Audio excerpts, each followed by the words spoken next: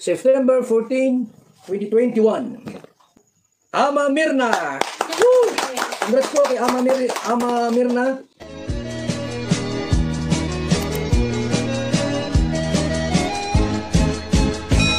Hello, good morning! Ating kumustahin ngayon si Reyna kung ano na nga ba ang buhay niya, ano nga ba ang nangyari sa kanya sa mga unang araw ng kanyang pagtira doon sa mama niya.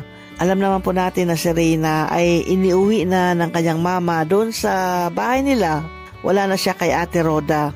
Karapatan naman talaga ng pamilya yon na alagaan siya.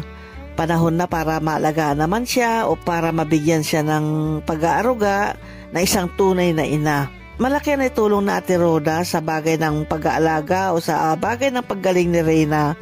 Dahil pinagtiyagaan talaga rin na Ate Rhoda yan na alagaan hanggang si Reyna ay gumaling. Bagamat hindi pa sobra-sobra yung kanyang paggaling, pero makitaan mo siya na ang laki ng improvement sa poder ni Ate Rhoda. Pero sa ngayon, dahil siyempre si Ate Melanie, yung tunay na nanay, gusto na rin niya makapiling si Reyna, ayun, kinuha na nga siya. Inuwi na siya pagkatapos nilang mag-usap sa barangay. Siyempre, yung mga gamit ni Reyna ay inatid na rin doon sa bahay nila, doon sa mama niya. Kasi nauna si Reyna umalis pero yung mga gamit ay isinunod na lang, dinala o hinakot ni Kuya Mel, ni Erwin TV at nila Ate Rhoda. Siyempre, ganoon din si Maria Cosinera kasama.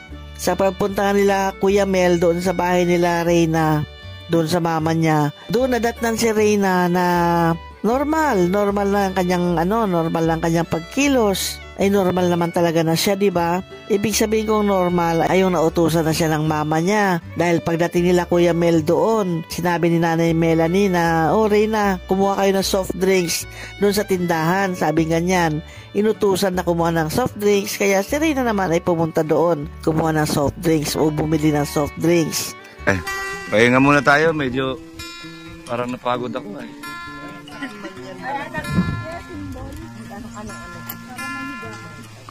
Ayan.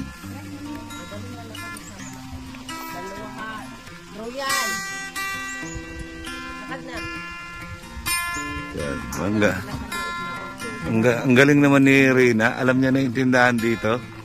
Very good Okay yung kalagayan ni Reyna doon dahil presko. Kahit sila kahit si Kuya Mel nga nagsabi rin na maganda yung lugar dahil napakalawak nga ng bukirin. Makita mo yung mga puno doon, yung mga pananim. Nakaka-relax ba ng isip pag ganyan ang makikita mo, di ba?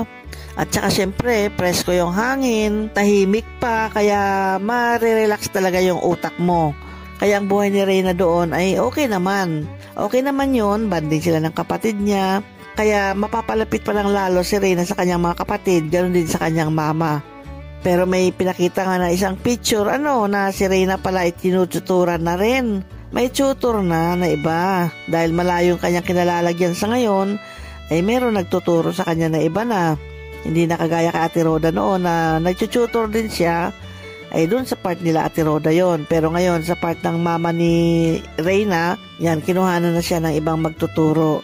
Pero dito sa picture, nakita nga natin sa picture, na tinuturuan siya pero mukhang tulog na yata si Reyna. Ano yun, napapikit lang o boring? Hindi natin alam kung ano nga ba yung nangyari, bakit nakapikit siya dyan o natutulog na ba siya dyan o inaantok na o nabubore na siya. Hindi natin alam. Basta ang importante dyan ay tuloy-tuloy pa rin yung may nagtuturo sa kanya.